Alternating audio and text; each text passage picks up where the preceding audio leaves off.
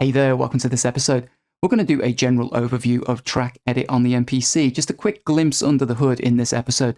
This is one of the far more complex areas of the MPC. Inside of your track edit, you have a lot of parameters that you can tweak, lots of tabs, lots of settings. So today we just need a general overview.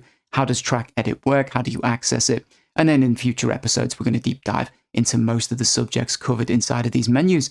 So we have our tracks. And to put it simply for the beginners, every time you create a track, you have a track edit, a track editor. You can then go into track edit, which is this little icon here. You may see it inside of your menu.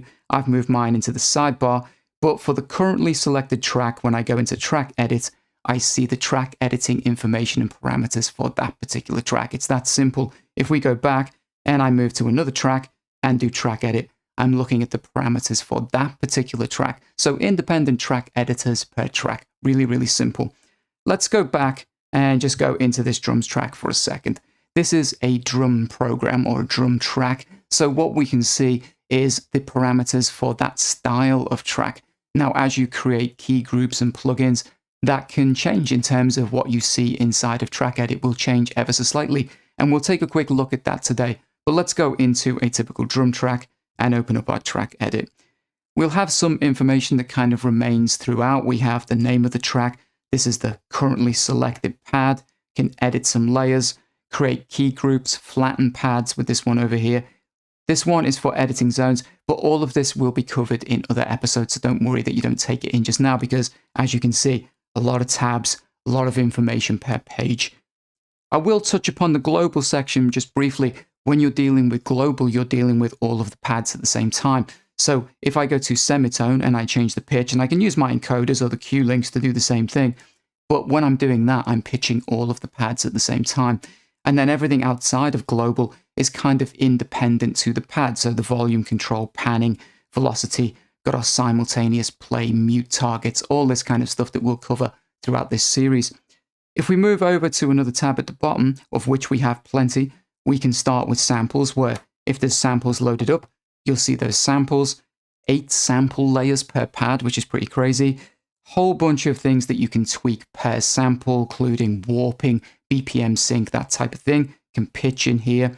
As you move over, you get into those sample layers. So if you've got multiple sample layers per pad, multiple samples, you will see them all stacked across here. You can start with 1 to 4 and then 5 to 8 if you've stacked up to 8 samples per pad. And then what you're looking at is the parameters you can tweak for each individual layer. So again, we've got pitching, levels, panning. If we move over a step, offsets, velocity starts, there's a ton of things to get into here. This section is all just randomization. You can randomize the pitch, the volume level, panning, offsets, attack, decay, all that type of stuff. It's pretty deep once you start getting into these menus. Over here, we have amp envelopes. So starting with amp envelopes per pad, then you move over, you've got your filter envelopes. We've also got pitch envelopes. Then you've got LFOs. Then you've got some mods, which you can get into, and there's a whole bunch of those. And then we have some effects, and you'll notice there's 2 tabs over here just for effects per pad. Lots of things to explore. Quickly, let's take a look at some of the other track edit types. So I've opened up a plugin track here just so that you can see behind the curtains, if you will. Let's open this one up. This one, you'll notice it's very specifically designed because it is for one of the plugins that Akai created. So you get these really nice menus per instrument because this is the instrument we're looking at for this track edit. It is a plugin. And so you will have all of these parameters that you can go through per instrument. And of course, this changes depending on whether you've loaded up a synth, something like this electric plugin. Doesn't really matter, but yeah, there's a lot of tabs, a lot of things to explore and get stuck into. Quickly go back to main. Let's take a look at a key group track. And I think this is a key group type of track if we open this one up. And this one is particularly deep. You'll notice I had to scroll all the way back a few times. Let's start with global. Looks very similar to our drum track. Bunch of options here on a kind of global basis. Some tuning, different things. I just want you to see how many tabs there are in here. If we go over to samples, very similar to what we saw before. We've got our sample layers still inside of the key groups. If we move over, tune mix, so again, independent layer control per sample. And then as we move across, still the same kind of thing. Then we move into our filters. Very similar to what we saw in the drum track, but, slightly different layout. Then we've got our amp envelopes.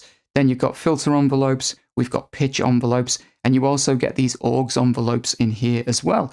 Then we move over to LFOs, and you'll notice this starts to get a little bit deeper. We've got LFO1, LFO2. Then you can get your global LFO1, global LFO2.